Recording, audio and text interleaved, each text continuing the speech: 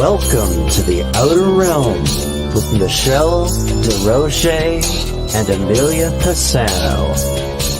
Airing live on the United Public Radio Network, 105.3 FM in New Orleans.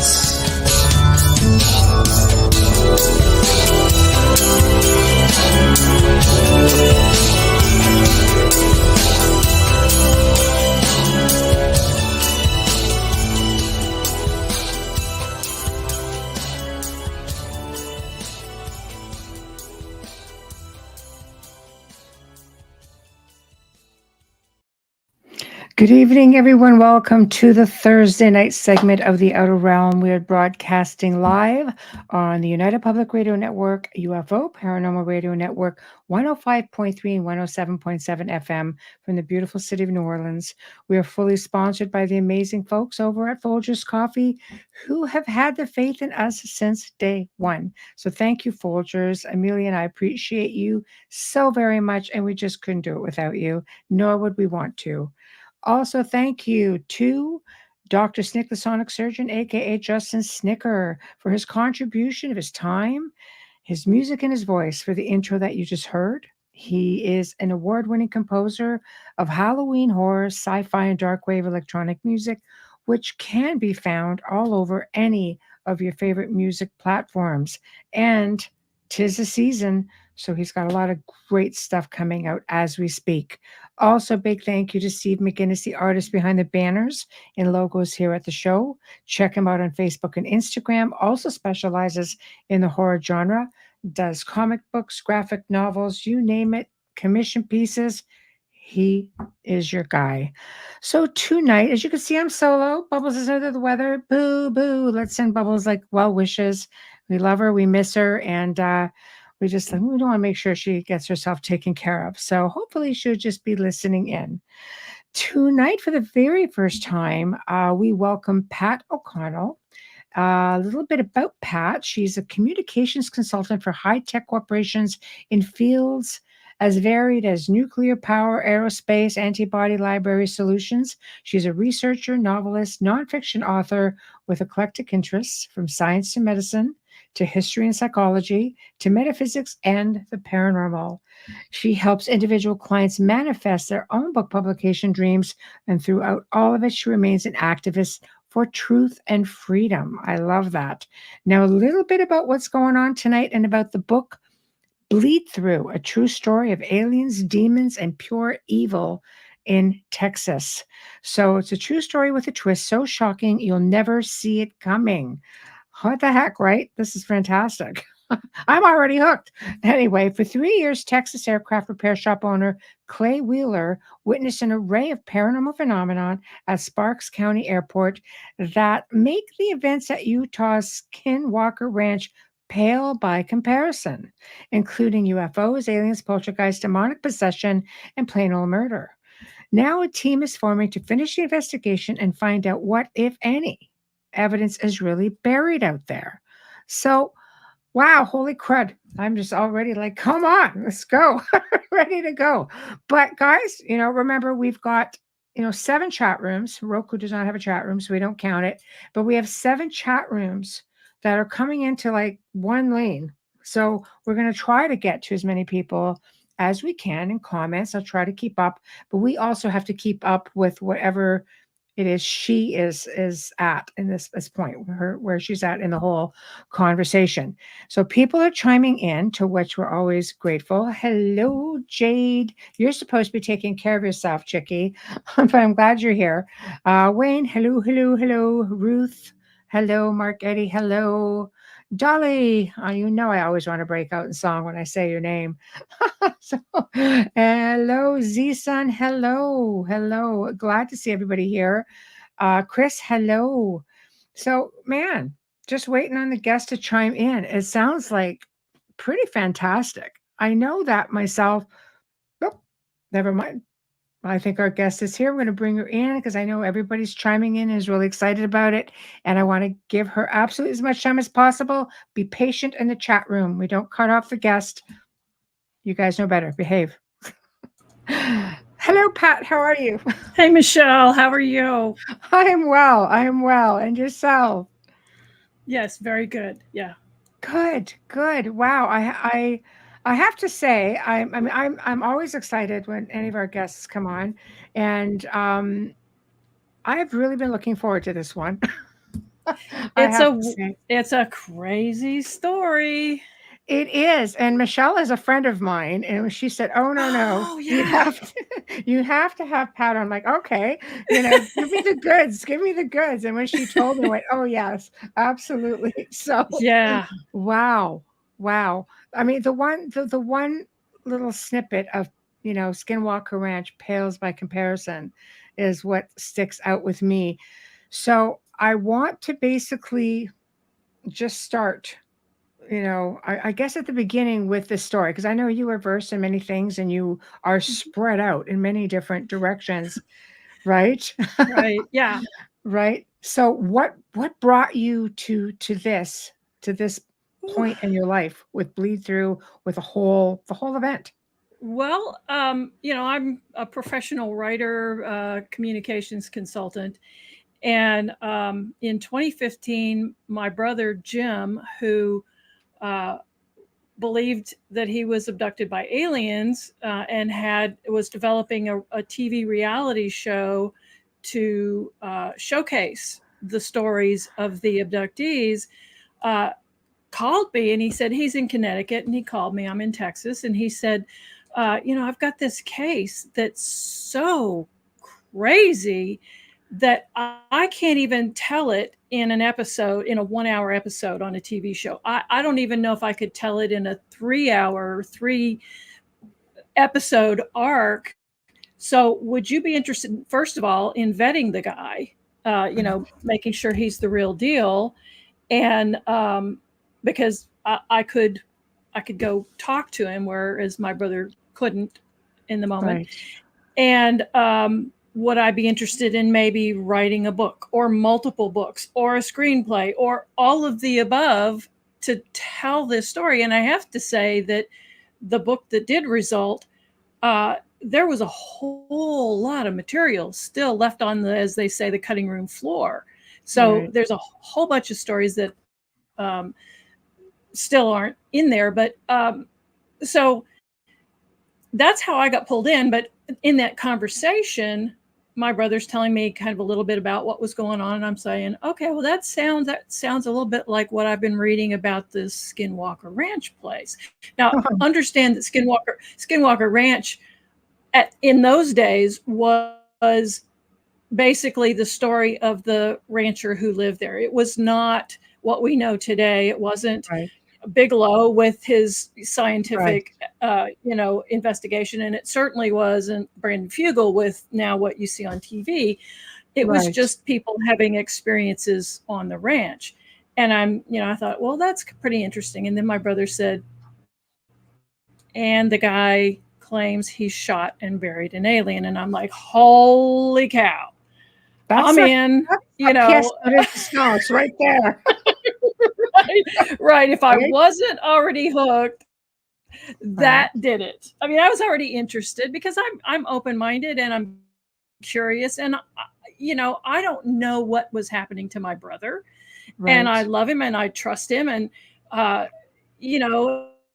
he and he was open to the possibility that what he believed he was experiencing might have been some kind of weird psychological phenomenon, kind of like, Yes. if you're familiar with Whitley Strieber, Yes, in absolutely. his books, he doesn't say I yeah, he doesn't say I was literally abducted by aliens. He's all along allowed for the possibility that this is something else. This is some crazy psychological phenomenon or whatever, but he thought it deserved attention because it was a real thing that was affecting people. And that's kind of the way my brother was too. So Right. that's Right. how I got pulled into this.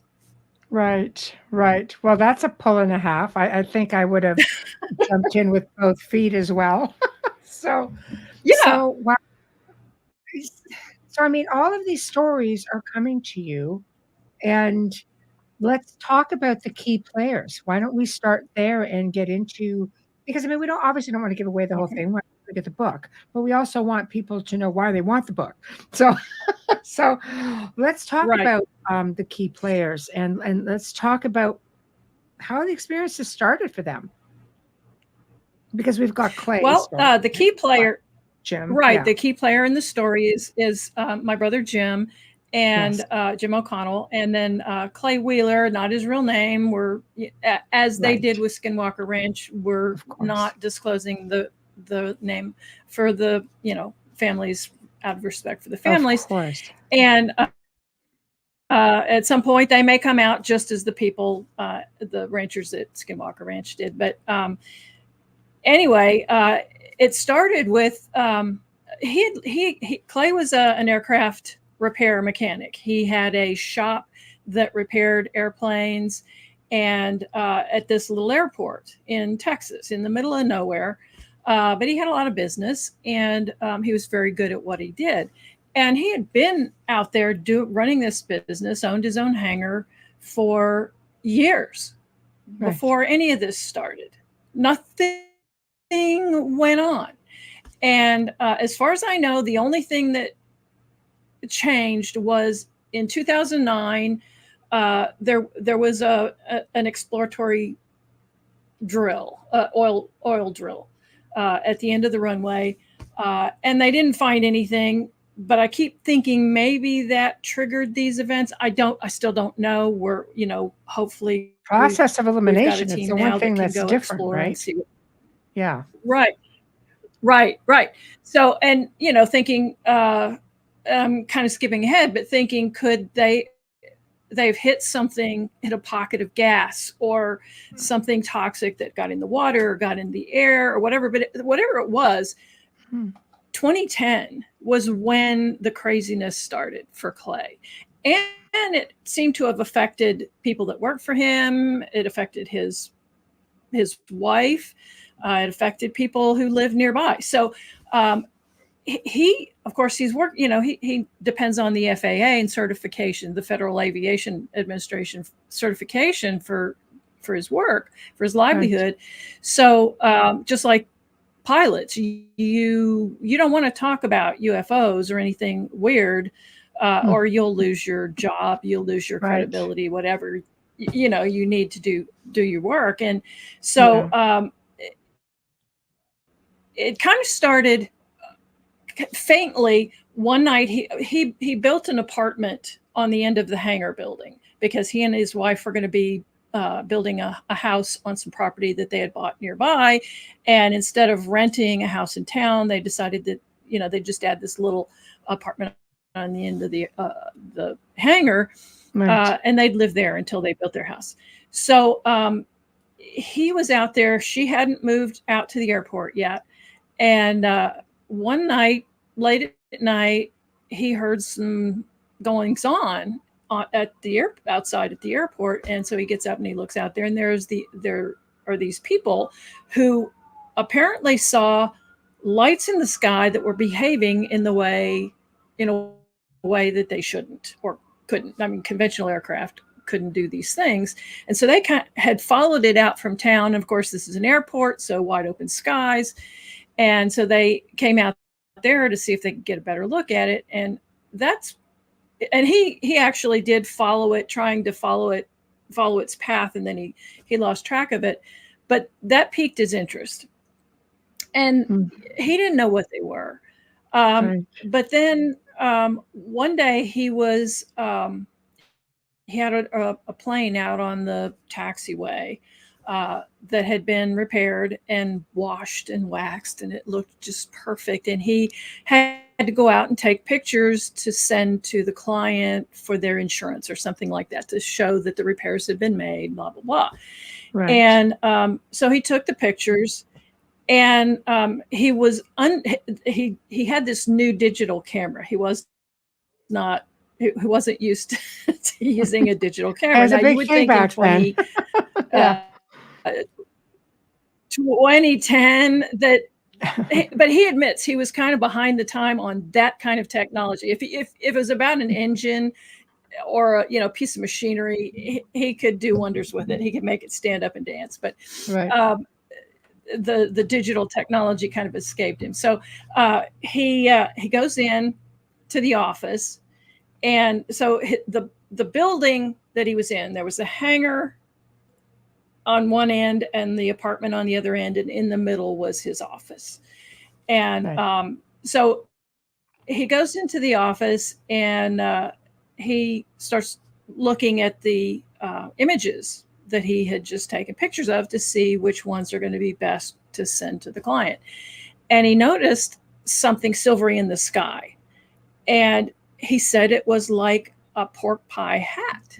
It was clearly a disc. It was nothing. I mean, he was a pilot. He was a flight instructor, and an aircraft repair person.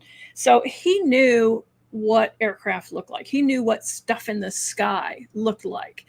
And this was not like anything he'd ever seen. But again, he works for the FAA, or he's beholden to the FAA for his certifications. So he didn't say anything to anybody. And, he's thinking, did I imagine it, or is it something on the lens? So he goes out and he takes some more pictures, and it was gone. So he didn't know what to think, but he didn't say anything about it to anybody at the shop because he didn't want anybody telling that story. So that's kind of where this started. Now he's holding this inside, and he doesn't know what to do with it. So he's got that experience and the lights in the sky from the people who showed up at the airport that night. And now he starts watching the skies because he's thinking, what was that pork pie hat thing in the sky? That thing that looked like one of the classic shapes of a UFO. Yeah. And so he would go out at night, and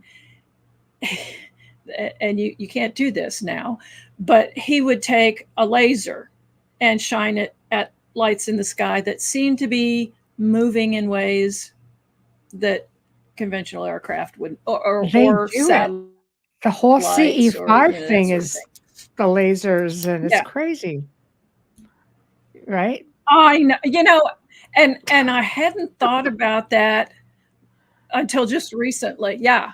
But he was essentially calling them. And so he was out there with the lasers, and he noticed that, if he would get close, sometimes one would jump out of the way. And well, we know that nothing we know of can do that.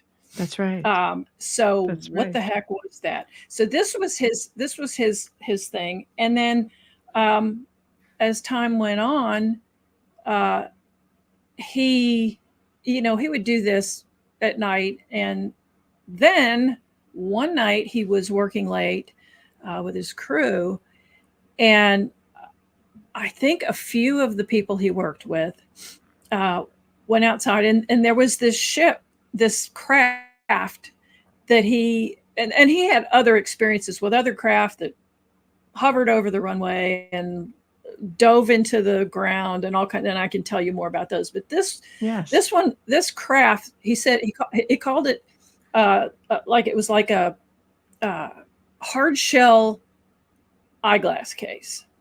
And this one makes a couple of appearances in his story. The first time it showed up, he was doing the laser thing. He had the people out, the team that was working late with him, and he said, let's take a break, or let's quit for the night, or whatever. And so they went outside, and he's now got a more powerful laser. And he boy. had, he's like an take down a plane. Had quite. I know. And he had quite a collection of these lasers. He was telling me about this one laser he had that could burn a hole or light a cigarette at 10 feet, or some crazy thing like that. And I'm like, yikes. Not a good thing, but so flashlight might have done the same telling thing. everybody, okay, here. Right. And he says, okay, here, do you want to hold the flash, or do you want to hold the laser, and why don't you try it? And so nobody really wanted to try it. So he's showing them and watch this thing flip. So this one particular ship started coming in. So he shines the laser and it comes in closer. And everybody's thinking, wow, this is really cool. And they thought that was it. And so he's playing with the laser again, and the thing comes in closer. And oh wow, this is really cool. And then the next thing he knows, it's overhead. Now I don't know how far overhead, but close enough that they could see the shape. They could not see any windows or anything like that, but they could see that it was sort of this oblong shape, fairly thin. Right. And he said, as they were standing out there and this ship was over top of them, he felt this, what he said felt like somebody poured a bucket of warm water into his head. And it was just kind of flowing through him into his body. And he's thinking, oh, this is really cool. And then he got this horrible, the worst headache that he's ever had. But he and his friends were like, okay, we've got to take you inside. This isn't right. You know, I don't know what's happening, but this is not good. So they took him inside, and he was saying to his friends, he said, I think they were trying to communicate with me. He said, maybe this feeling, this warm water feeling, was like what a computer feels like when it's downloading information. And I thought, I mean, I still think about that. I think, what a cool concept. I mean, who thinks about what a computer feels like, first of all? Right. And then what does it feel like downloading information? And we don't know how aliens would communicate. We know that a lot of people say they communicate telepathically, but that's right. Yeah. Maybe that's their way of trying to simulate what we do with our mouths. And maybe this download thing was a more direct communication. I don't know. But he said when he told his friends, I think they were trying to communicate with him. Well, one of his friends says, no, I think they were trying to kill you. No, so boy, of course, got to be that guy. Right. So that was like, okay, it was the beginning kind of we don't know what these ships, or if there's somebody in them, and what they're trying to do, and could they hurt you, and you know, those kind of questions start bubbling up. And you know, he had quite a few other experiences where it was late at night. Most of the experiences happened at night. Most of the ships showed up at night, but there were some that showed up broad daylight. Well, I've perused there were the photos on your website. There's some really great pictures on your website. People should go check it out. I've got it scrolling across at the bottom of the screen here. So he was very thorough. Yeah, I mean, like, he caught good pictures, right? Well, I mean, you know, after a while of interviewing him, he was so fixated on the photos, and I wanted him to just set those aside, because I felt like they were getting in the way of me connecting with the experiences he had. And after a while, I was trying to get at, okay, tell me more about what you experienced with your own eyes, with your own senses, up close and personal, not through a camera, not through binoculars, not through whatever. And so that was a challenge for me, to get him separated from all of that evidence that he had collected. And by the way, the stuff that you're looking at is only supposedly a fraction of what he had.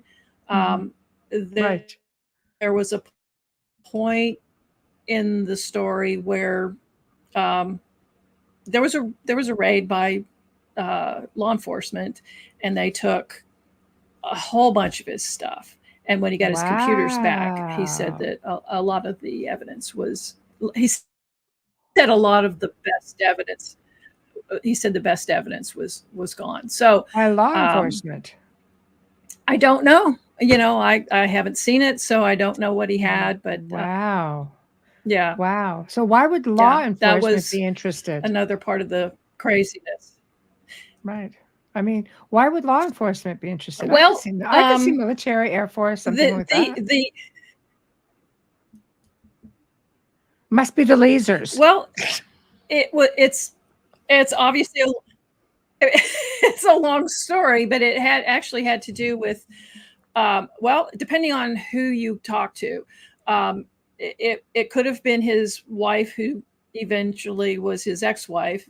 She was her behavior turned dark when all this started, and Oh. so I believe that she triggered this, but other folks who knew him, and I need to find out more. I actually have an interview Saturday with one of the witnesses to find out more about what might have also triggered this. Why was the ATF and Yeah. those agencies out to get him or interested in him at all?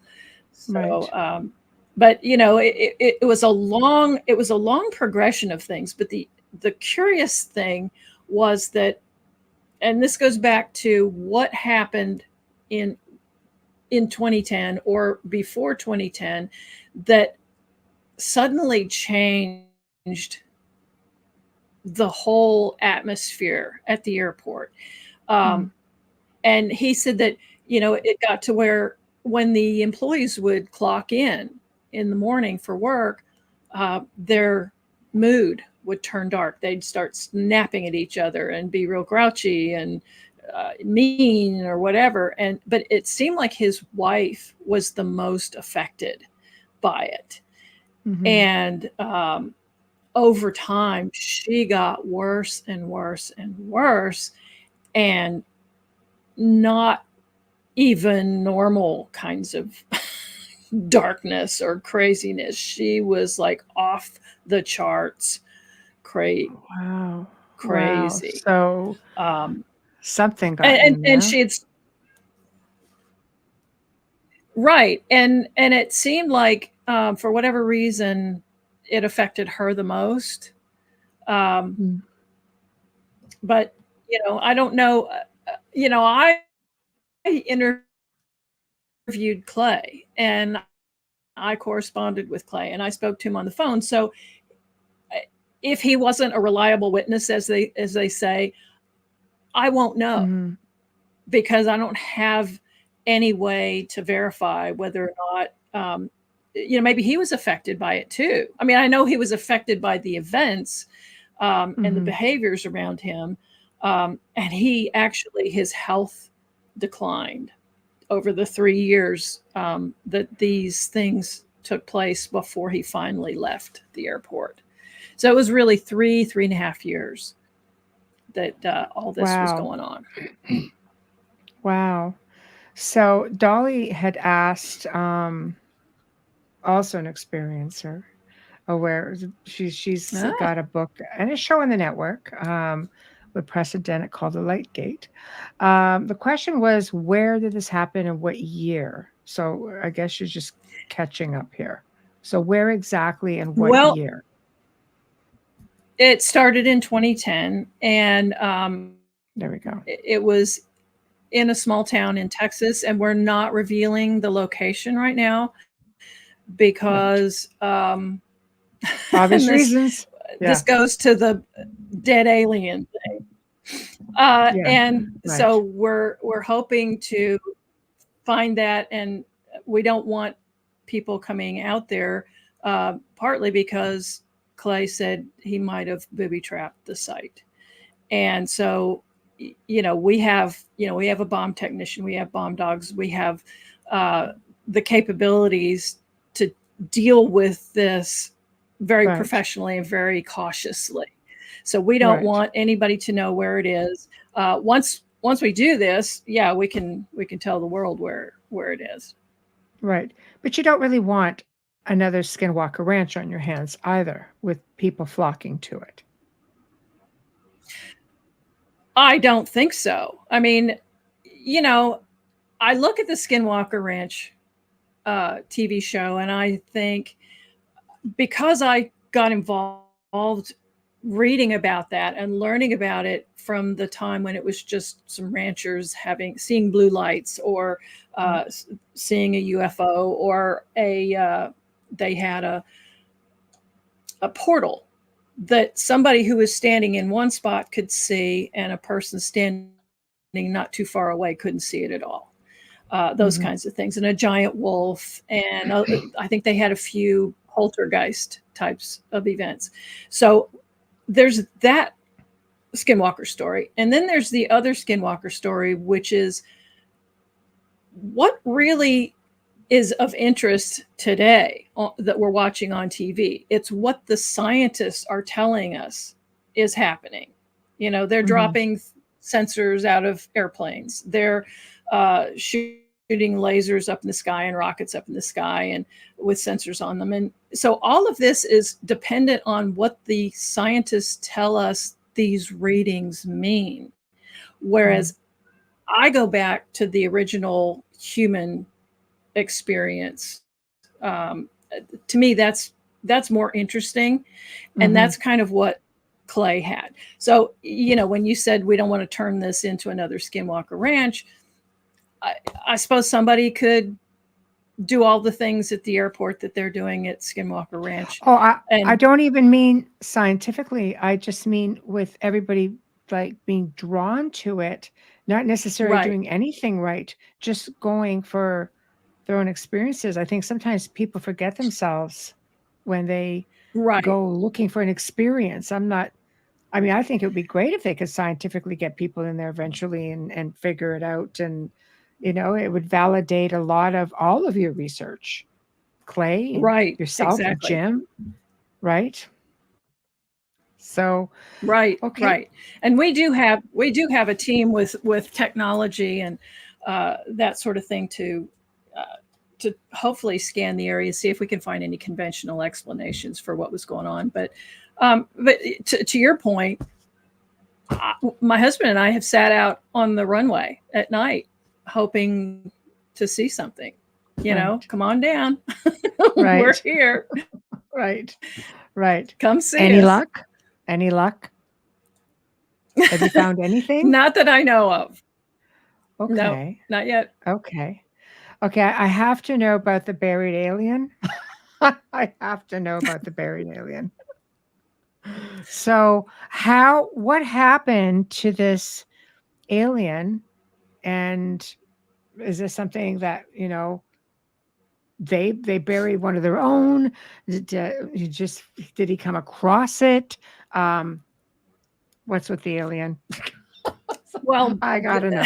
Again, you have to know the backstory. So throughout the period of 3.5 years, first, you know, he sees ships, and then his first encounter with aliens was he was in his apartment, and it was 3:00 in the morning. He was awake. He couldn't sleep.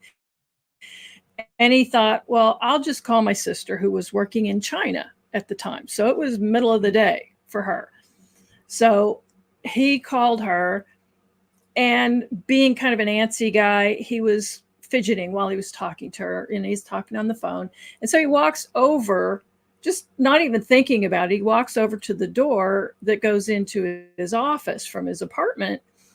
And as he opens the door, he sees these two little gray aliens on his left. And all this whole encounter took just a few seconds, but he said it was, you know, the memory was just etched into his brain. He said they were dressed in silver clothing of some sort, and he said the curious thing about that was that as he opened the door, the two aliens moved out of his way as if they were one unit. Like he said, they moved like a gate opening. And me being a skeptic, I'm thinking, who would make something like this up? Right. And so he said, so the little guys were on the left, and he said, and then he looks over to his right, and there's this tall guy, and it didn't look anything like the two little guys. And I think I sent you a I was just picture. going to say, can I It put was that just picture up? No, I'm going to do that right yeah, now. it was just me trying to Yeah, I was just trying to find images that were similar to the little guys and then the big guy. And he's there you go. Okay, I'm just going to take the banner off for a second. Get that up okay. here.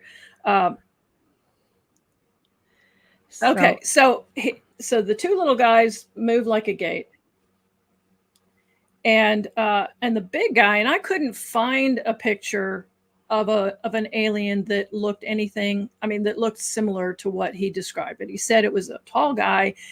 It seemed to be naked, but it had no features. You know, there was no genitalia. Right. It was like a Ken doll. Right.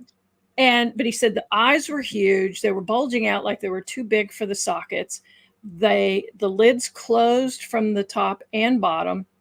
And he said the back of the head had two bulges in it. And he said he knew, he doesn't know why, but he knew that this guy was the bodyguard for the two little guys. And right. then the big guy took a step toward him, and he freaked out and shut the door, dropped the phone. And I don't know how long it was before he was prepared to open that door again. But when I talked to his sister later on, she said, well, what happened from her end of the story was that he said, I got to go, and hung up. Right. So that was his first encounter with aliens. And there were several others, but getting to the dead alien. I have to ask. That doesn't happen often in a sighting. Well, you that physical, you know. Right. Well, time passed. He has this one encounter that these creatures are in his office, which was locked. And he's thinking, how the heck did they get in? The building was locked. You know, when he checked later, everything was locked. All the locks were sound. And so the main thing there was that he's seeing these creatures who could invade his life, and he had apparently no control over it. So that's unsettling to begin with. For sure. And then there was some time passed. He had seen some ships. He had seen some things landing outside, and I'll tell you about that later. And then he saw a gray in the hangar. And at this point, he's carrying guns with him everywhere. He's got a sidearm. He's got a gun on his workbench. He's armed. Well, he's feeling because he doesn't know. Right, exactly. Yeah. And part of him's feeling threatened, but part of him was fascinated by this. I mean, I imagine it's the way I would feel. I'm fascinated. If there's something really unusual, I'm going to want to know more about it. By the same token, I might wet my pants. It's pretty scary. Right. So, and I don't know what they're going to do to me. So he said one night he was in the hangar, and this little gray alien, and I think they were about 4 feet tall, but he said it had a breastplate on it, and it shot this beam out of this breastplate that was about 4 inches wide, or in diameter, like a laser beam or an energy beam.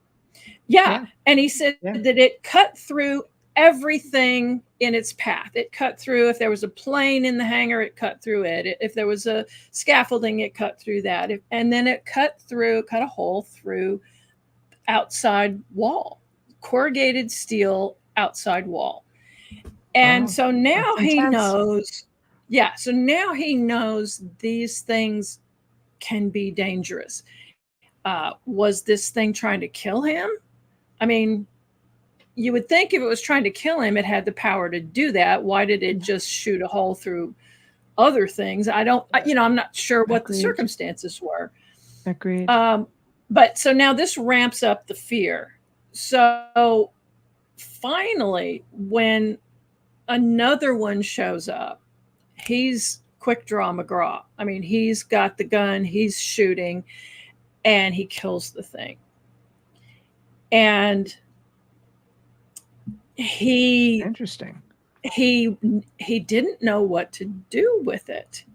And he said to me, if you had told me, 3 years ago or 5 years ago that I'd have an alien body and I wouldn't stick it on the back of my truck and be driving it all over the country and putting it on CNN and the Oprah show and, whatever else, he said, I'd have said you were crazy. But he said, when it happened, I didn't feel that way. He said, I felt bad because I wanted to know these creatures. And, I didn't know if they could hurt me or not, but I wanted to know more. I wanted to know what they knew. Yeah, it was. And it was knee jerk at the time. It's he like was fight or just flight. so scared.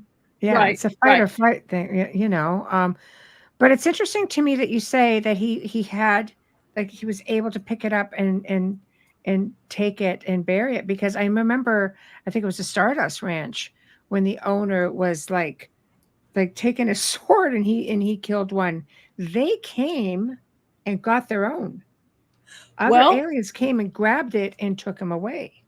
Well, okay, so let's back up a little bit. Okay. There was another alien, a little gray, in the hangar that he shot, and some of his guys were with him that day. Okay, right. And so the thing falls, and he said it started to bleed, and it seemed like it was outgassing something, like I guess they were choking or coughing or whatever. So the guys all left this body, and then they waited a while until they came, till they thought, maybe the whatever it was out the air. You're cutting out. You're cutting out completely. Think he really wanted to shoot it. Hope the alien paramedics came and got it. We're going to fix it up, and everything was going to be fine. Right.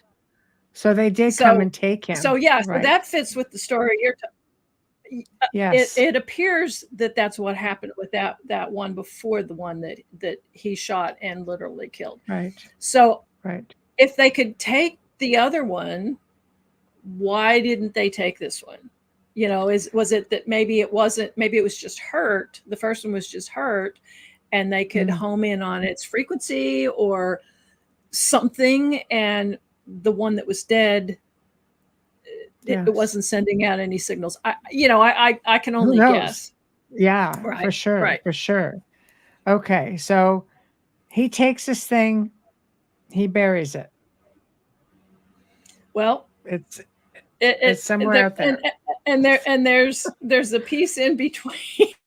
Where, okay. I have to tell you, there's, and I think this is probably the first interview where I've made the point that there's some funny stuff in the story, because otherwise it sounds like this really scary, unrelenting terror story.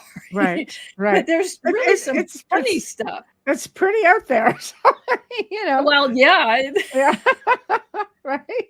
And so he's seeing this alien, and he said he's thinking, I need time to figure out what I'm going to do with it, because like he said, normally he would have just bragged to everybody that he had this thing. This would be the greatest thing since, ever to humanity. Yes. And but he didn't know what to do. He just knew he needed more time to think. So he bags the thing up in heavy plastic, puts it in a box, and he takes it to his cousin's restaurant where they have a walk-in freezer. And Yeah, wow. and he tells his Beautiful. yeah. And he tells his cousin he's shot and killed this pig. We've got wild pigs in Texas, and Right. they are a real pest. Trust me. Right. And Right. so this is a completely believable story. You shot a pig. Some people cut them up and eat them. Right. And so Don't eat asked this one. well, and the funny thing was, I think it dawned on him after a while that oh my God, I should have labeled it or something, like, so that somebody who works at the restaurant doesn't just start digging in there and looking for it. Well, Yeah. he finally, after a while, after a few weeks or a couple of months, he's talking to his cousin, and his cousin's like, I could, I've got a guy who can process the meat if you want. And Clay's like, yikes. And so he made up a story that well, no, I've got a family here who said they want it, and I promised it to him, so I'm just going to come get it. And so that's when he brought it back. He vacuum sealed it, and then he buried it. So that's the side story. So he did time in the restaurant freezer first. I have to ask, what color did it bleed? Well, that wasn't the second one. It was the first one that disappeared. He said it bled. He said it bled blue, and he said that it etched the concrete. Now, in one version of his story, he said it etched the tile. Now, the tile was in his apartment, not in the hangar. Right. So this is where I got into the problem of dealing with somebody who was getting sicker and sicker and sicker throughout the time period of these events happening. And he also had some traumatic things happen to him, and that had to do with his wife going off the deep end. Right. And so he admitted that he had been on drugs for, he had broken bones. He had a clot in his heart, in his lung. He had complete kidney failure on one occasion, and had to go on dialysis for a while. They don't know why, and it went away. He was fine after that. Should be shooting aliens. They fight back. Yeah. So I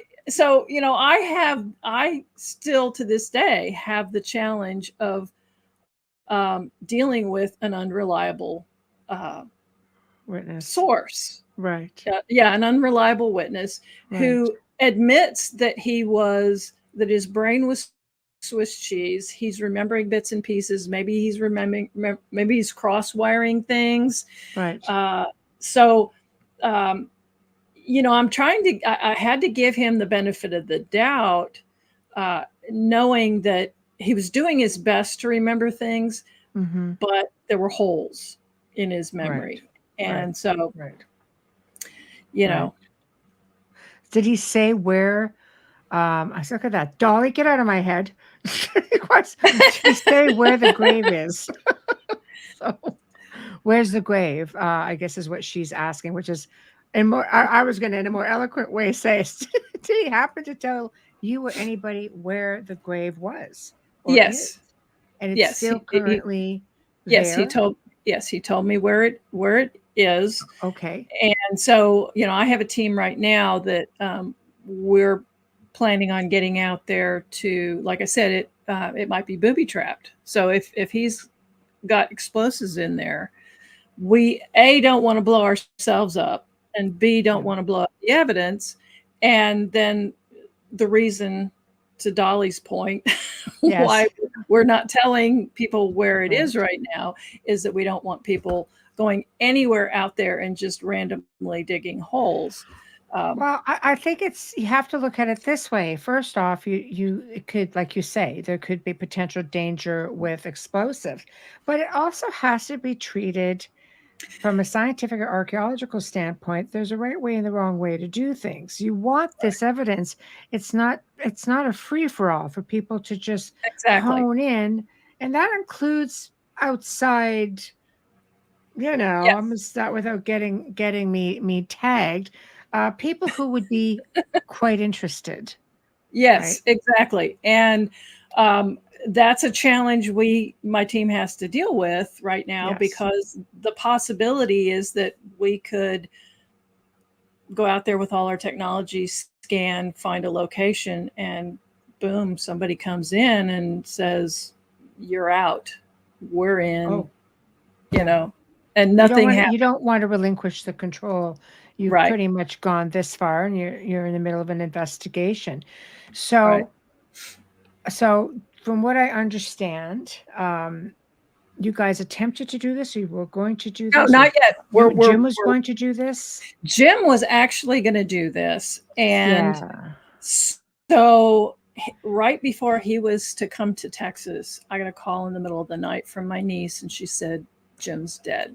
Oh, I'm so Yeah, sorry to hear that. he had a heart attack in his sleep, and I'm, just even saying it now, I can feel that gut punch. Um, I adored my brother. We laughed a lot, and we had just a great relationship. And Right.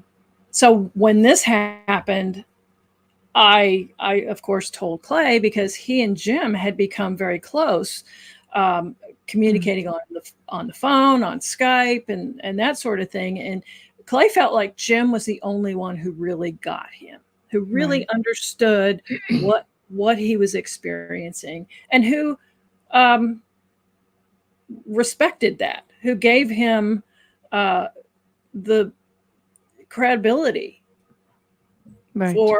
for what he said he experienced, whether it It's was a big real or deal. not. Yeah, It's a big deal when somebody comes forward with a crazy experience or story like that. Just to be believed right. it means everything, right? Exactly. And that's what Jim was trying to do with his Experiencers TV show. He wanted to tell the stories of the experiencers because it mattered to them, no Right. matter what objective reality was Right. involved. It affected their lives. It affected their relationships. They, It does. the people closest to them may have thought they were crazy. That's right.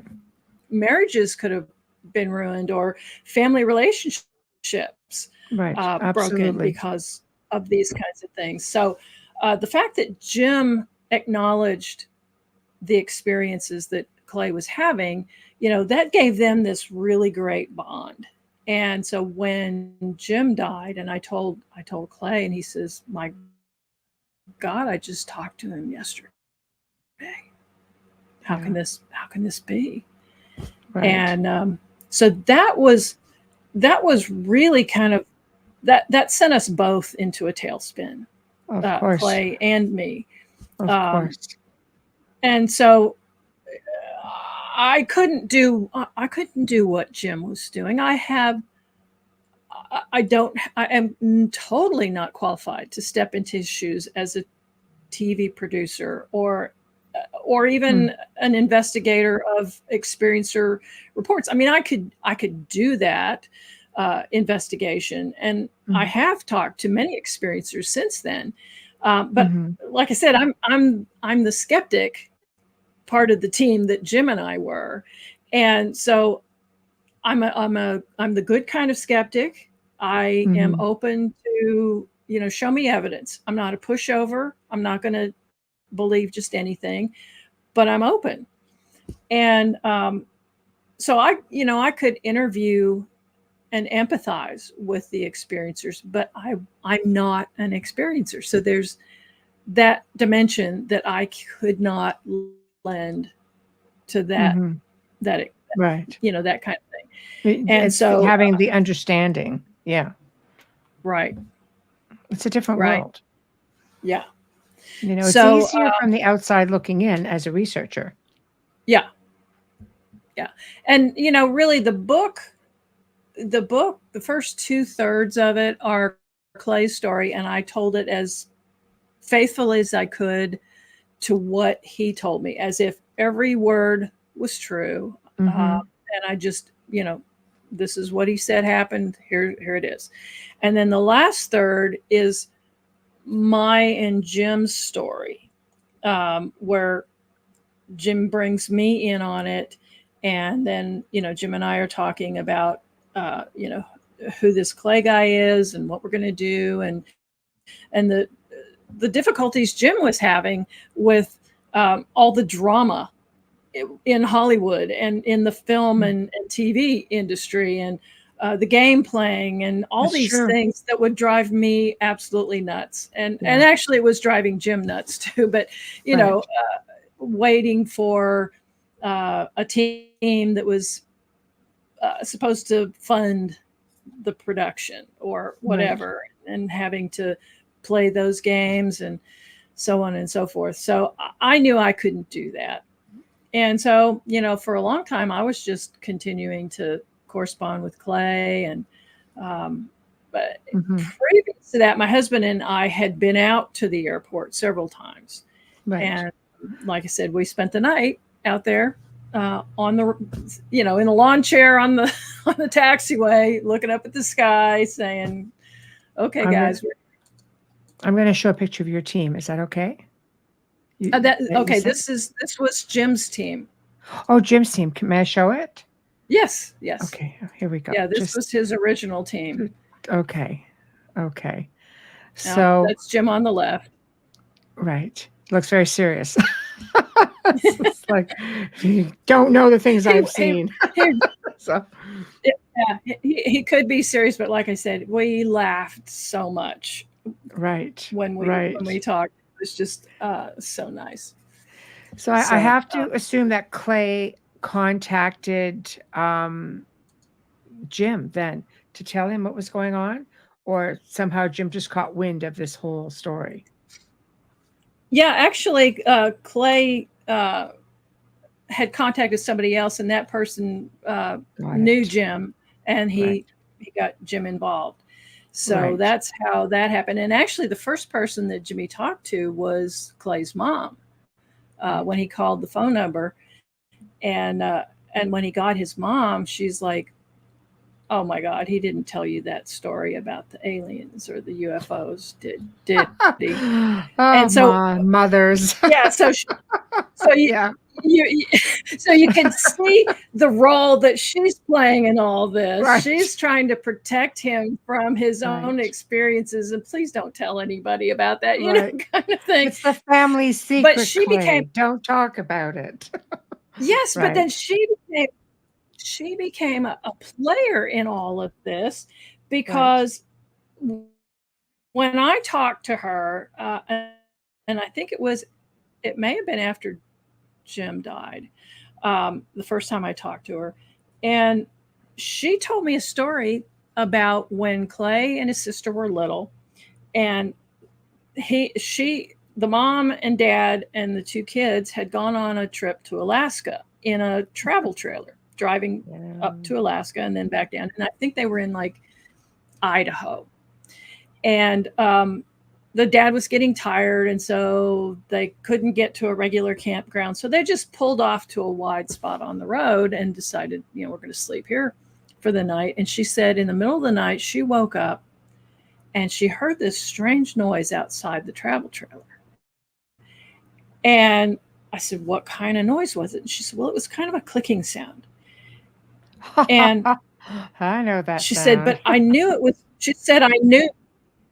Oh, okay. So you're going to have to tell that story. So she said, "I knew it was aliens." And this is back in the 50s or 60s. Yeah, it would have been in the 60s. So alien stories were not the biggest thing in the world in those days. I mean, there was Betty and Barney Hill. You didn't want to be looking like you're a Yahoo around the corner either. You don't talk about it. Right. So she said, "I don't know why I thought aliens. I just felt like it was aliens, and it sounded like there was a conversation. So the click, click, click, click, click, click, like it was talking. They were talking back and forth.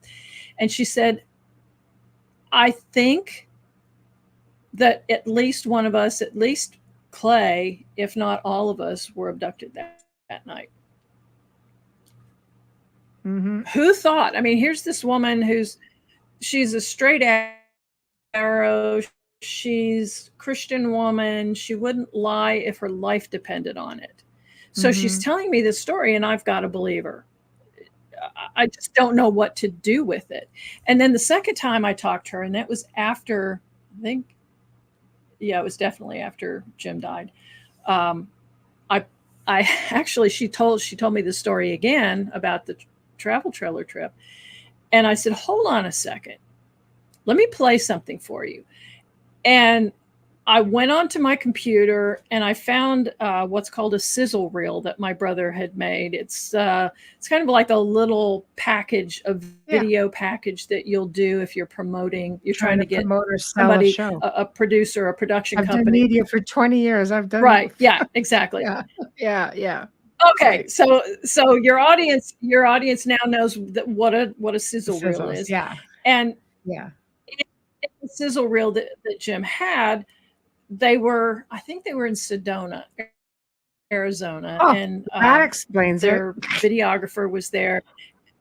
Well, exactly. I mean, everybody on your show probably knows what what Sedona is all about. Yeah. Which was probably why the team was there in the first place. Yes. And so they're out there, and they were kind of filming each other and kind of doing just footage for this sizzle reel. And suddenly there was this interference on the audio of the video, and it was a sound I've never heard before. I mean, I've heard a lot of interference. I've heard a lot of when the equipment's not working or whatever. This was something I had never heard before. So I played that sequence for her, and she said, yeah, it sounded a lot like that. Not exactly, she said, but it sounded like that. So apparently Clay had stuff in his history that I don't know if he knew about. I don't know if he remembered that. But when I heard that story from his mom, I'm thinking, wow, that kind of changes the dynamics. But that makes sense. Again, why did he not have any experiences that he knows of? I mean, with contactees or experiencers, abductees, it goes on like through generations. Like I found out it happened to me as a child. Then my mother started telling me stories. Then I got stories going back as far as my grandparents, great-grandparents. I'm like, come on. Like, why do I feel like I'm the last to know? But now you almost have to tell me because I'm remembering it. See? So I'm wondering, had it happened to him as a child even, and they just came back into his life? Well, and that's what we don't know. And at one point I asked Clay, would he be willing to do a hypnotic regression to see because he denied that he had been abducted, but he would wake up in strange places in strange clothes. Sure. For sure, that's abduction. Yeah. Hello. How does this happen? If you were sleepwalking, you wouldn't go next door, borrow somebody else's coveralls to, I can't, the skeptic in me can't explain that away. There were so many things throughout all of this that I could almost explain it away. And then there was that, but there's this. Right. So for me, it was just, which is fascinating to me. I mean, that's what it is. To me, that's what it's all about. For the skeptic in me, the skeptic that is like Mulder in the X-Files, I want to believe. It's convince me, sell me on this. I want to experience something. I want to experience something that is just so awesome.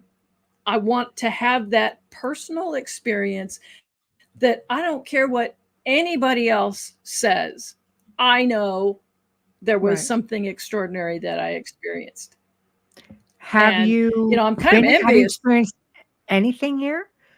Has this location anteed up for you? Like, has No, it given not it to yet. you? Wow, Not yet. jeepers. I mean, we're Okay, still trying. right, Trying. I mean, I've personally had a couple of unusual experiences, but not there. right. So, okay, let's branch off then, and it's very interesting to me when you have like the title Aliens, Demons, and Pure Evil. I've worked in the paranormal field for 2 decades, and I have helped people from all over the world. And my area of work has always been alleged attachments, demonic experiences, other interdimensional beings, Okay. things like that. And I can tell you half of those people who believe they had a demonic type of attachment or something malevolent in the house, at least half Mhm. of them have had extraterrestrial experiences and sightings. As well. So they have the demonic possession Read-throughs. type things as well. See, Yes. okay, so I had never heard of a case, but Right. I wasn't, eyeball deep into it. Yes, but I people don't I realize it. Yeah, yeah. And yeah. so the fact that he did have the what appeared to be demonic influences, and that's kind of what seemed to be happening with his wife as time went on. She became darker and darker, and there was one day when they were having an argument. They were at a restaurant, and they had come in two vehicles, and they got ready. She got ready to leave, and she slammed his hand in the door and dragged her for like a mile and a half from her truck, and then finally opened the door and let him fly off. Well, he ended up with broken ribs and a couple of broken arms and one broken leg and all skinned up and everything like that. So he was in the hospital for quite a while healing from that. And then another time, she woke up in the morning, and her belly was swollen like she was 8 months pregnant. And he's freaking out. I mean, there's something really wrong with you. I've got to take you to the doctor, kind of thing. And she didn't want him to do that. He had caught her earlier that morning digging into, there was a package of ground meat for dinner in the fridge, and she was digging into that and eating raw meat. And Mm. that was kind of strange, plus the belly. And he wanted to take her to the doctor, and she ultimately kicked him in the head and knocked him out. His fell on the tile floor, and when he came to, she was gone. And she was gone for several hours, and he couldn't figure out where she went. Called everybody she knew, and then she comes waltzing in several hours later, and her belly is flat. It's gone. So we don't know what that was. And then Right. then Right. and I've never, maybe you've heard of cases like this. I have not. I've never heard of anything. I have. I've never. Oh man, I have worked cases that have been mind blowing, but I have to say, this is a first. But you know what? I did see this. I just saw this on a film on Amazon and Netflix in the last 5 months. That exact thing happened. Large stomach, like pregnant, Oh, do you remember what it was? almost got pregnant, almost like within days. She got really big and kept eating raw meat. And when you said that, I'm going, I think I just saw this on television. So I don't know. I've never Yeah, heard of that. that's interesting. Well, yeah, Yeah, because this woman never gave I birth had even on never the heard of that production, either. but where does it come from? Like that's interesting to me. Super interesting to me. Yeah. That's the Yeah. thing. I mean, what can cause that? What can cause I mean, and of course, he was rightfully scared, thinking, there's Yeah. there's an alien or belly. I don't know, and like the spaghetti alien, I call the thing that. Yeah. Yeah. Right. Anyway, I know. I know. yeah, That's yeah. crazy. So she So waltzes back in with a flat stomach. So she dropped something somewhere. It's a desert. Could be anything, anywhere. Right. So or it absorbed into her body, or maybe it was just yes. air. I can't explain this. Well, Dolly's a I have nurse. no way to. I mean, Right. Dolly's a nurse. She was okay, put in Dolly, the do you belly. have? Have you ever? It's a condition. It's a condition. Yeah, and the belly is a Okay, condition. can it Would you go? eat raw meat with that condition? Because that's crazy. Can it? It could be reversed That's by right. And can tapping it and go draining. away in a few hours? Only by tapping and Okay. draining it. Now, See? so it wouldn't just go away by itself, and that's what it appeared. To do. Ghost Wars. That was the name Ghost of the Wars. show. Okay. That was crazy. Just saying. Okay. So, Good to but know. I I'm going to mean, write that down. yeah, Ghost Yeah. Wars. If you forget, I'll remind you. So yeah, it was Yeah. in there, and it was So, probably halfway into the. Yeah, it's crazy. So she goes, no, you have to have help. She says you can get rid of it in minutes, but she would have had to have had help to do it. Well, yeah, and so I mean, I could understand that if you Mhm. you lanced it or whatever, you put a Right. drain in it. Yes, I could see how But you then there could get must be rid of some. that. There would have to be Uh, evidence of that. I would think. Right? She would you have would to have think, some kind of but evidence. Yeah. but I mean, as far as I know, she just went out with it and came back without it. So, maybe she had it drained, Craziness. Yeah. but Right. we don't know. That's And she that's seemed to be more worried about how it was going to affect her looks. It's like, oh, I not think good. I'd be more Good. worried about, is there All something that really raw wrong with meat's me? not going to help your looks either.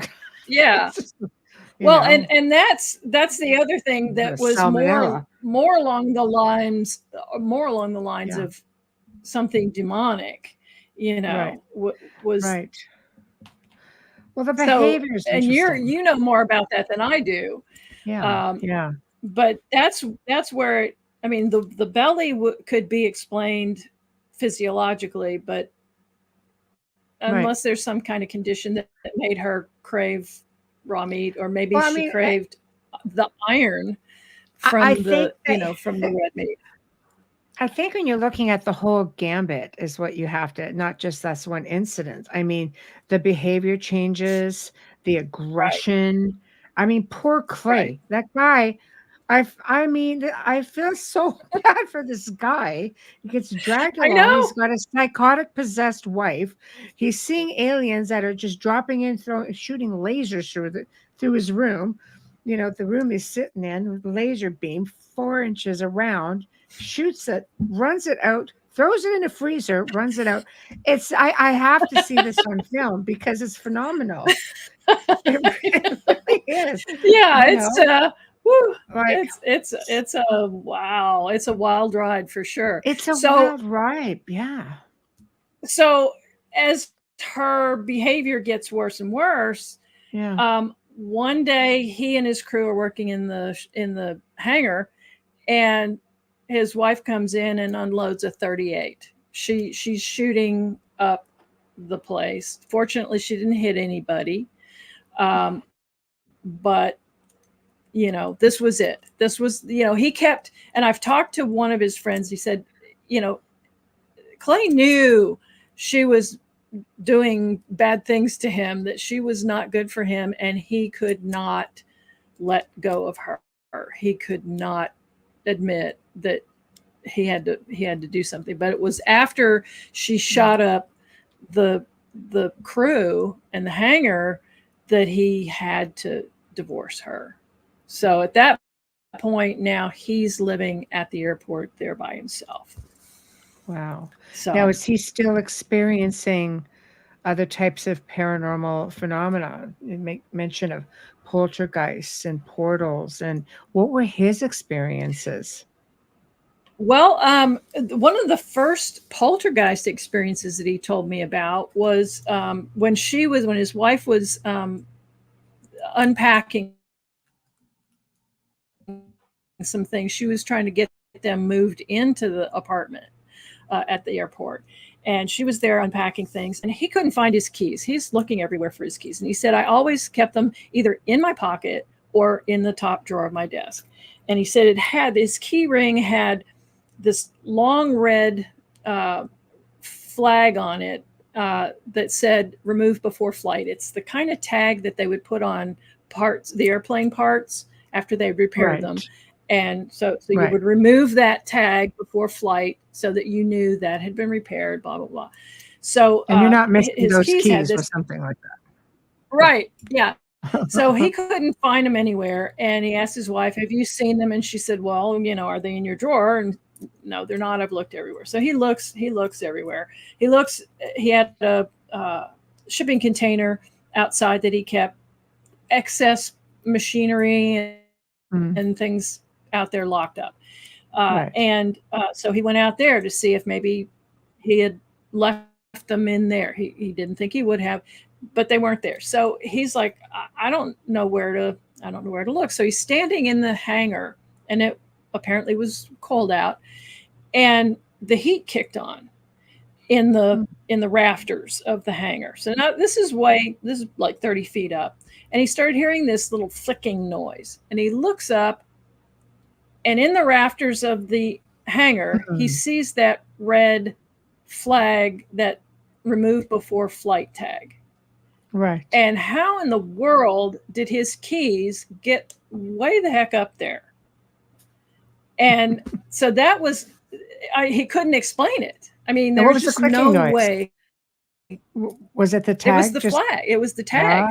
Okay. It was the tag moving in the air that was being blown by the heat. Yes, because with the whole alien thing, they click and clack, and I'm wondering if they were just dangling in those keys.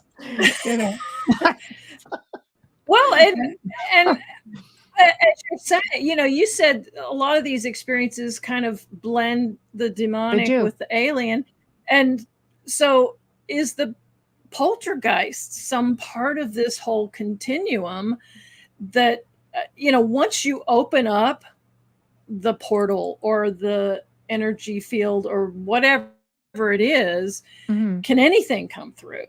I mean, it's like, I've known people who did Ouija boards, and I'm like, oh no, I'm not, no way. I don't know what you're going to bring through. I don't want to open that door.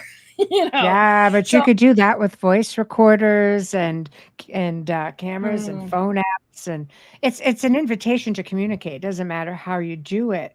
But when you're talking about poltergeist activity, that's a projection of energy, and like psychokinesis, right? So I could see Clay's wife, if she was, apparently menopausal women and young people going through puberty are notorious for being able to create poltergeist activity. If she was under the influence of something as well, she could have easily been projecting without realizing. But with that being said, well, and that makes sense to do that too, right? Yeah. So I mean, I don't know what to do with this. It's just another thing I can't explain, and I agree with you. I mean, it could have been any number of things. Probably the thing that makes the most sense is that the wife was so affected by the energy, whatever the energy was, that maybe, like you say, it was messing with her, and then her energy was coming out, and it was manifesting in ways that could move objects. I'm just giving you, sorry, we have a delay. That's why we're kind of overlapping a bit. I'm just giving you the logical side of it, but there are many supernatural aspects to that too. So I'm just playing devil's advocate, pardon the pun, on on both levels, so, but yes, I mean, there are a lot of things like that. people experience sleep paralysis, think it's always paranormal. There's, I mean, it has its scientific Right. points of view, but it has its extraterrestrial ones too. Like there's so much, Right. like the title of your book is perfect with when you're saying bleed through, because they crisscross and bleed into one another so easily on so many different levels. Yeah. Well, and one night he saw what he called a portal. And the picture I have of it, and you may have seen it on the website, but it's like there's this bright light. I don't even know how to describe it, but it's like a slice of light, and then there's a jagged edge, like it's being pulled open, like this doorway is being pulled open. And he said that once this thing came open, ships were coming out of it. This, he called it a man walking wolf. So it was a wolf walking on its hind legs like a man. There were creatures coming out. It was like, it was like the Thanksgiving Day parade kind of thing coming out this portal. But he said it was only open for about an hour. And then he said, gosh, I wish I had kept track of what came out to make sure it all went back in, or are they still here? No, Clay, you're by yourself there. It's just like, yes, you want to keep track of what comes out. So you wake up in the morning. I think I really would have liked Clay. So, in fact, I'm not sure of it. He was a really interesting guy. He was very, very creative. Right. He was an inventor. He told me that he had invented some things, had patented them, and he was looking at licensing them for manufacture and things like that.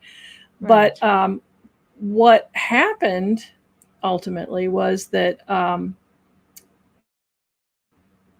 it was in November of 2015.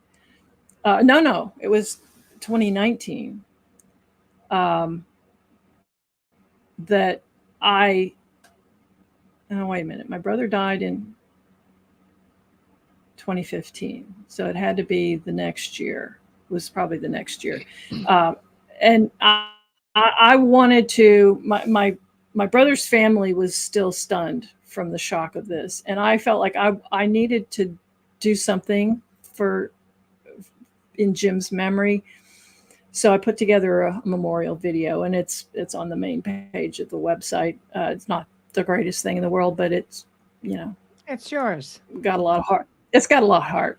And so I did this, and then I sent the link out to people on Facebook that Jim had contacted. Jim had contacted people all over the world, experiencers, and wanted to tell their stories on the TV show. And even if they didn't want to be on the show, a lot of them didn't, he still wanted to hear their stories. He still wanted to acknowledge their experience and help them feel validated and help them vent, let them vent and express the difficulties they've had with being that person in a world that doesn't believe that is real. And so I'd made this video and got it out to everybody. And of course I sent it to, sent to a bunch of people on email, including Clay. And knowing how close Clay and Jim had become, I'm sure that, I expected Clay to send me an email or call me and say something about the video. And I didn't hear from him, and I didn't hear from him. And then too much time had passed, and I was getting worried about Clay because, like I said, he was a character. And so, no telling what kind of stuff he might be getting into. So I started to worry about him. So I contacted his sister, and I said, is he okay? And she said, no, he's in the hospital. He has multiple organ failure and flesh-eating bacteria. And if he survives, they're going to have to remove large patches of his skin. Oh my And goodness. so the next day she emailed me and said he had died. So here I am with all this information from Right. Jim and now from Clay. Mm-hmm. And what do I do? And so You're caught in the I middle of a actually project. sat on it. Yeah. Yeah. And so I sat on it for several years because, like I said, I couldn't step into Jimmy's shoes. Mm. I just was completely unqualified to do what he had been doing. Mm-hmm. But I had his story and I had Clay's story and I had so much material. And I thought, well, I'm a writer. I can at least write a book. Right. So Right. that's what I did. But the problem was, toward the end, I had been, I was kind of thinking that's where I was going to end up with the book. And Clay was fine with that. And I was starting to ask him questions about what was your normal life like? That, what did your normal day look like that was interrupted by the craziness? Right. So how was your normal world? What was going along? And then suddenly this crazy stuff happened. And so I was trying to get that kind of background so that I could tell his story in kind of real time, or at least some of the stories in real time, where I'm just going about my business, I'm doing my work, I'm with my wife, I'm with my friends, and then boom, this thing happens. Well, I never got that from him. I got a few interesting stories. There's some charming stories. One from when he was a child that was really interesting, that just showed the kind of person he was, and actually the kind of person his mom was too. So I did have a little bit, but for the most part, I had to imagine what that day-to-day world looked like. So that's why I ended up creating fictional characters, fictional employees. I fictionalized interactions with his wife, those kinds of things. But some of the crazy things. I mean, I sent you a little meme with a two-person cow suit. I'm going to get it. If you want to show that. I do. I'm going to bring it up right now. I look at that one. What are we going to do with this now? So, okay, I'm going to grab it right now. 1 second. Yeah. Okay. Bam, bam, and bam. Go for it. Let me just take the banner off so we can see it. Okay, perfect. There we go. What does a two-man cow suit So what have does to a do? two-man Cow suit have to do with UFOs, aliens, and the paranormal? Okay. Which you have to read the book to find out. But this I did not make. This I did not make up. So I need everybody to know that some of the craziest stuff that's in the book, I did not make up. I made up the boring stuff. Right. What it was like having It's dinner, Clay in the suit, together isn't with it? his wife. That's Clay and one of his buddies in a suit. But how does that? And that's really one of the most charming scenes in the book, where he and his buddy are out there, just you have to read it to find out. But yes, yeah, we don't want to give it away. But there really is some light stuff in there, so it's not this just unrelenting fear and darkness, and really a lot of the experiences, like when a ship landed out there or hovered over the runway, that was, first of all, he had been out there playing laser tag with this light in the sky, and the light would jump out of the way like it sometimes did, and he thought he was done, and so he was getting ready to go in, and then this big ship comes in and it lands over the runway, and he was scared to death. But there was also that part of him that was just so fascinated by what this thing is, and he said that, he had his backpack with him, and he's reaching, he didn't want to look away from the ship, but he's reaching into the backpack and wondering, do I grab my gun or do I grab the camera? And he grabs the camera. Well, and it turned out that it was just so dark. All he got was dark on dark. And this was part of the frustration, that he couldn't get decent images of these things. But, he did okay with the photos you have on the website. He did okay. So, and there was one night that he said, so the first thing that happened was his secretary was complaining that their electric bill, he paid the electric bill for the runway, for the airport. I mean, it's teeny tiny airport. So he's paying for the runway lights and the security lights and the beacon and all that kind of thing. And his secretary said, the electric bill is $1,000 higher than usual. And are you guys doing anything here with the equipment, using something different? Why are you draining more energy? And he said, no, we're not doing anything unusual. So interesting. Then few days later, he looks out the window of his apartment, I'm not sure. Some of this, I'm not sure. He might have looked out the window, or he was looking through the security camera monitor, and he saw these ships that were hovering over some of the runways. And he said they were fairly small, not like the big one that had come down previously. But these were fairly small, like the size of a Volkswagen or something. But kind of discs, but he said there was like a bite out of the back of them. So that kind of reminded me of what Kenneth Arnold described, the man who first reported seeing what ended up being called flying saucers, but he didn't call them saucers. He said they moved like saucers, skipping off the water. But this was over the Cascades, but it was like they were part disc, but then there was the backside of it wasn't normal. So Clay was saying there was kind of like this bite out at the back.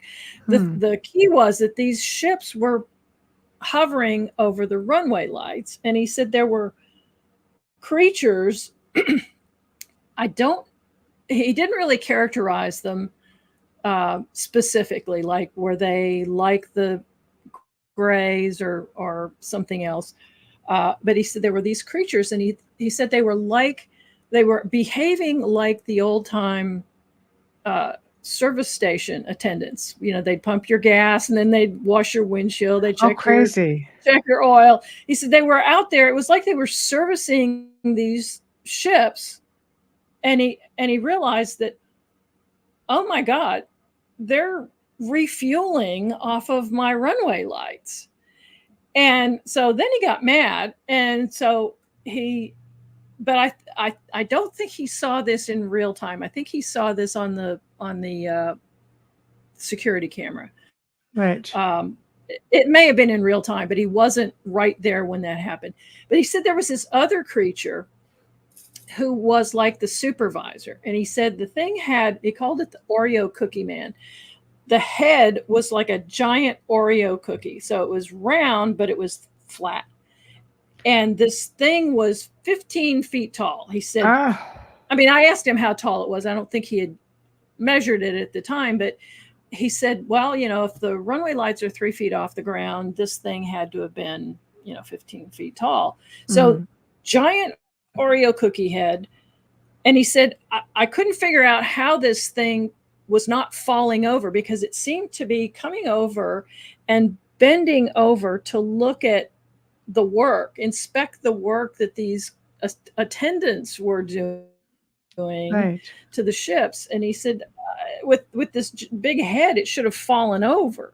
The center of gravity just didn't make any sense. But so now he got mad, because he's thinking that's why this is these creatures are what what's costing me an extra $1,000 a month in electric bills. So Right. tries to shoot them, but then they're gone. So wow. what was that all He about? tries to shoot everything. That's interesting to me. It's just like, okay, it's Well, my space. after a while, But this he is did. Texas. I mean, yeah. Right. Well, Yeah, and that's, you know, sometimes I make that point on these things because people have to understand it's Texas. Everybody has guns. I've got friends who live in Texas. Everybody's I packed. get it. Pretty Exactly. Yeah, little old ladies carry guns. I mean, you know, it's just you just don't understand Texas. I know. I love it. So, I'll ask this Yeah. question, and you may or may not have the answer. When Clay, divorced his wife, did you know she continued to have experiences, or did things, even out after she left the area? I don't know. When the Okay. last time I talked to him about her, he said that he had heard that she had had a stroke, and it was a pretty bad one, and he didn't, and she was, I think he said she was living in a pop-up tent in somebody's backyard. So things did not go well for her. And when she was arrested for shooting at everybody at the hangar, Right. Right. I think he got the charges dropped. He got everybody to drop the charges, but at the time they found drugs on her. Now she was a pharmacy tech, or she was a nurse who handled pharmacy stuff at the hospital, and she had a stash of other people's drugs. And then his mom, Clay's mom, went and looked in her clothes in the closet and found in the pockets of her scrubs crack, I guess. Oh boy. Yeah.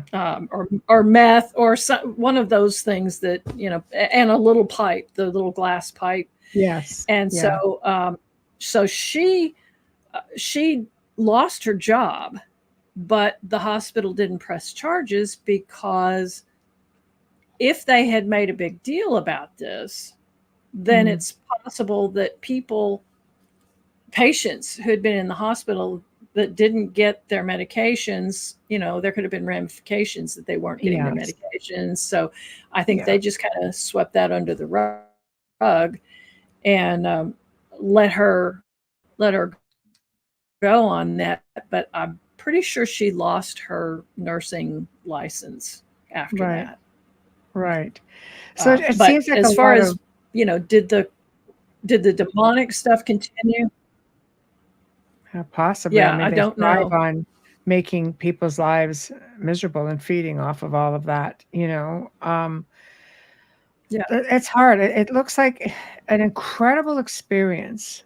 I mean, let's face it, it's pretty incredible. Everything that you describe. I mean, Clay would have been, the type of person you would just want to sit there and listen to. Like I could sit there by a fire and just keep listening to him and be Right. just like, the portal and wolf people are coming out of there, or like wolves that stand upright, werewolves, and all kinds of entities. And I'd be just like, okay, I okay, more, more, But this incredible experience ruined his life, essentially. Yes. Well, and it's funny at the end, or the last interview I did with him, I asked him, so would you say overall this was a negative experience or a positive experience? And he said, oh, it was a negative experience. So he says that, but as soon as it's out of his mouth, his eyes light up. He kind of looks up at the sky, and his whole demeanor changes. And he says, but it was fascinating to be out here sitting, looking up at the sky, being out here on the runway. He said it was like living in the sci-fi channel every night. So he really had very mixed feelings about this. I mean, on the practical side, it ruined his life. I mean, he ended up having to I mean, it ruined his business, and he had to leave the airport. He moved in with his mom, and so, and he lost his marriage, he lost his health, and His health. um, Yeah.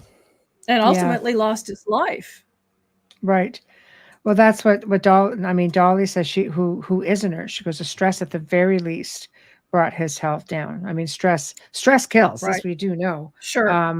But I completely understand. I mean, people pay big money to go out and try to have a CE5 and try to have this phenomenal experience. And Clay essentially had ringside seats. Right. And On any given anytime he time. wanted. Yeah. Yes. I tend to wonder if it all had to do with Clay. I don't know. My question that keeps coming around is, why did it start in 2010? He was there for years. Right. Why did it stop when he moved away? If it was Clay, why didn't the experiences continue when he moved in with his mom? Well, let's face it. I mean, if you're living, depending where you're living, it's kind of hard if you're living city life, for example, or in a survey. You can't just necessarily have a ship drop down in front of your place, or an extraterrestrial walking through the front door of an apartment building, for example. But you are out in the middle of nowhere, and they could come and go as they please. My gosh, I've heard this type of story so many times with respects to sightings. But maybe he's had experiences his whole life, and they just never let him remember. Maybe they felt now he was ready to remember. That's possible. And I'll never know. We'll never know. But to your point about potentially being in the city, his mom lives in the country, so they have quite a bit of land. Yeah, so that's then interesting. Yeah. So my question there is still, and there's a whole chapter at the end of the book where I go through all of this, the what ifs, being a skeptic. Right. Yeah. So maybe was he lying? Maybe, but why did he stop lying when he moved out to his mom's house? Was he mistaking conventional things for unconventional things? Well, then why did he stop doing that when he moved out to his mom's? Were they really visiting him? Why did they stop when he moved out to his mom's house? Right. So I had all these questions, and it's like I told you at the beginning, I can debunk to a certain point, but every time there was, but this, I can explain it away, but there's this. Right. And that's the part that I find so fascinating about this story, that the skeptic in me can't completely write off any of these things. It's human nature, but a good skeptic will also keep researching. Right. And I mean, and how many years later? Because if Jim died in 2015, Clay died, what, a year later? Yeah. 2016. Yeah. So, well, God, with that being said, you've been still researching on this for a lot of years, just keeping the story alive. And the fact that you're all out there still continuing on, you have to find the alien. That's I know.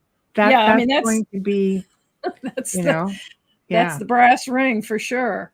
Yeah, I mean, exactly. But I mean, when you look at Skinwalker Ranch, like Dolly said, it's a government ops place. So your location is completely, to your knowledge, untouched. As far as I know. Yeah. Yeah. So hopefully, we'll find what we find. We have a biophysicist on the team who is our exobiologist. Beautiful.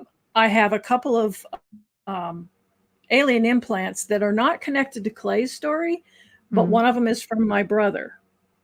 And then another one is from an experiencer he interviewed who dug the thing out of her own arm.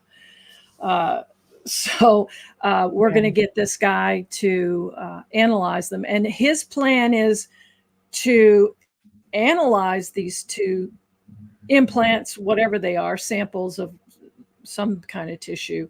I know somebody out your way who could help you with that. Well, we've got this guy. I've actually spoken to another Okay, fellow good. who does that. Right. But this fellow, he wants to analyze them from a structural standpoint, from a biochemical standpoint, but he Nice. wants to do it in a way that preserves any function that it might have. So if it's a transmitter, if it's yes. a marker, if it has some active function, he Right. wants to maintain that and see if he can figure out what that is. Now, being a biophysicist, he may not be able to do that. We might need to get somebody who's an expert in, radio transmissions or microwaves or, Yes. Yes. some other Yes. kind of technology. But I like that you're But, taking I have the step. friends. Yeah, I like Yeah. that you're taking the step. It's going to just add validity to everything that you're doing. And because let's face it, something like this, people want to see it backed up with the science, so to speak, because Right. that's what's just going to put the nail right in the coffin.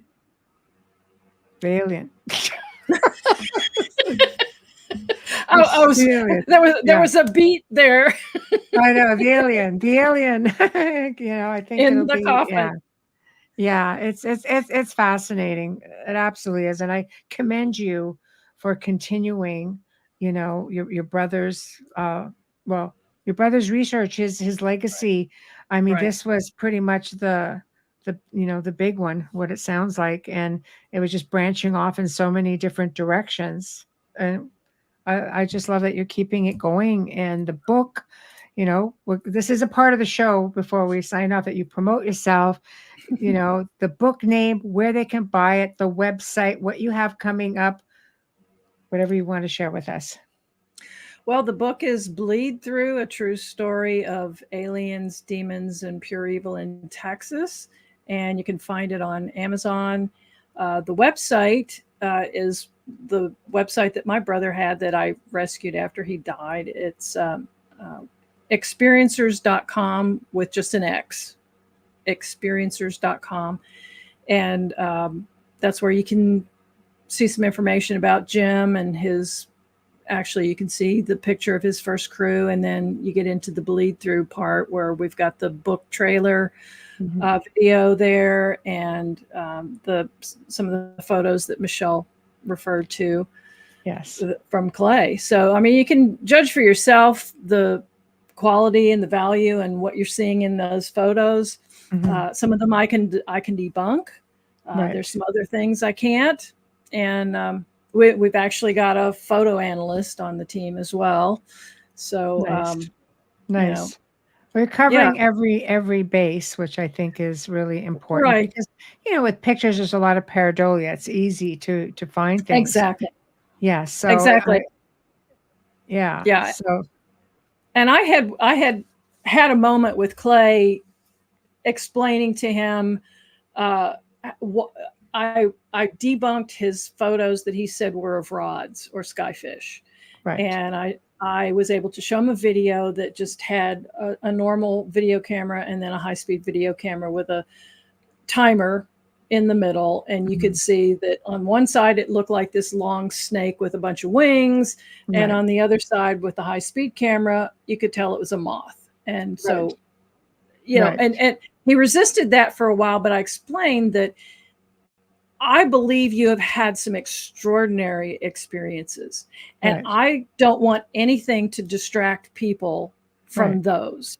So if there's something we can debunk, then let's do it.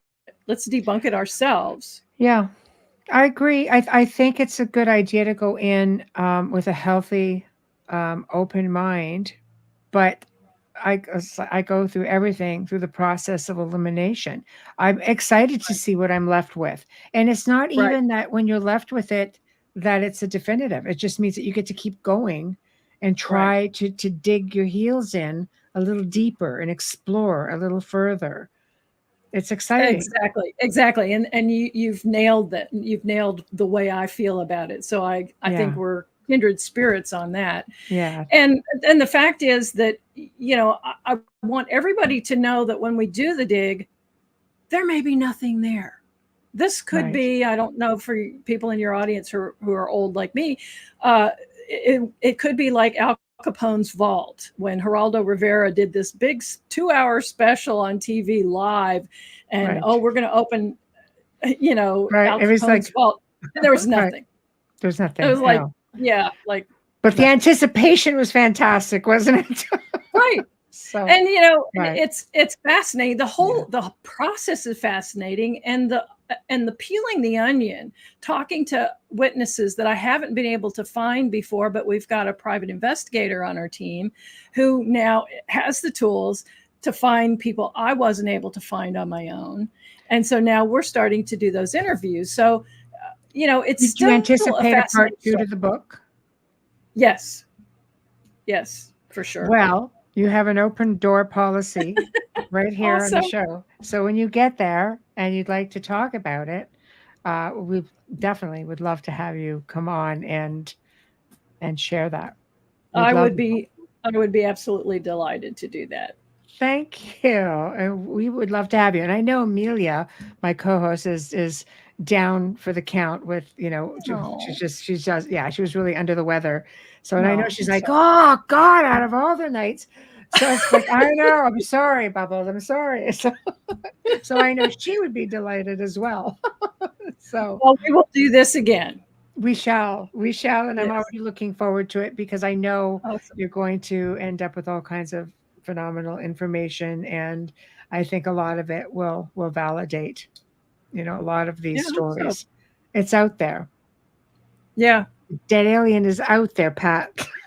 Well, and maybe while we're out there looking for the body, somebody will come visit us. Yeah, like Jimmy Hoffa or something. I don't know.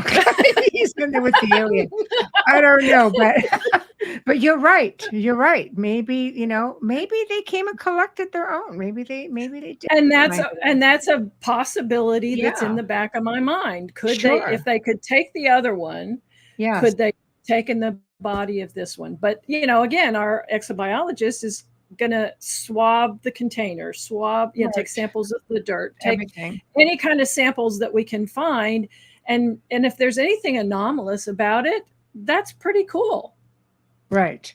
Well, depending how far down you dug, and where, and how, where you put them.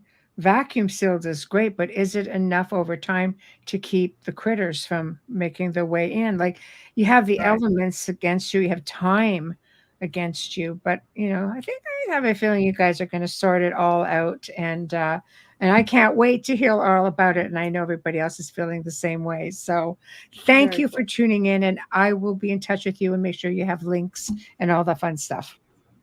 All right. Thank you, Michelle, so much. This has been a lot of fun. It was a lot of fun for me too. So, so thank you. Thank you. All right. Good night. Bye. Well, everyone, we've come to the end of another fantastic segment. She was just a lot of fun, and kudos to her for continuing on her brother's legacy and trying to validate all of this stuff. So thank you, Pat O'Connell. And thank you to our sponsors, starting with Folgers Coffee. Thank you. We love you. We wouldn't do it without you. We couldn't do it without you. We appreciate you so much. Big thank you to Justin Snicker, a.k.a. Dr. Snick, the Sonic Surgeon. Thank you to Steve McGinnis. Anybody wants to email us, if there's somebody you'd like to see on the show, content that you would like to see addressed, anything like that, if you think you'd be a good fit for the show, just email us at theouterrealmcontact@gmail.com. Theouterrealmcontact@gmail.com. Feel free to go to the Outer Realm Facebook page and just click on the email button as well. That will bring you to us for sure. Next week is going to be spooky week, of course. So Wednesday, we welcome back Reverend Bill Bean. He's going to be discussing opening ourselves up to different situations this time of year. But in general, I think Amelia and I touched a little bit on that last night with bleed-throughs and things like that. But for some reason, this is the month where people go looking for these experiences and they open themselves right up in hopes of having one. So he's going to talk about all kinds of different things. And he's wonderful. People love him. We love him. So we're really looking forward to it. Thursday night, another new face on the show, Karen Wilkinson. Her book is called Stolen Seed, Evil Harvest. She's going to share the chronicle of her life experiences, but will also provide her insights into the activities and motives of extraterrestrial beings. She's going to delve into the reasons behind their actions, the challenges they encounter, and the intricate web of deceit they weave in their interactions with humanity. Like what? So this is going to be an interesting conversation, to say the least. So with that being said, guys, thank you all for tuning in. You always make it so much better just in your interaction. And also big heads up on the 31st, right here on United Public Radio Network, all of the hosts, I think starting from 7 p.m. Eastern onward, we have a Halloween party right here. And all you're going to see for about 4 hours on October 31st is us all having a good time, doing some parrot talk and all kinds of stuff. We do it every year, and we always have a blast. And they do really, really well. And the chat room really gets involved, and we just have all in all, good time. All right. So have a good weekend, and we'll see you next week. Good night.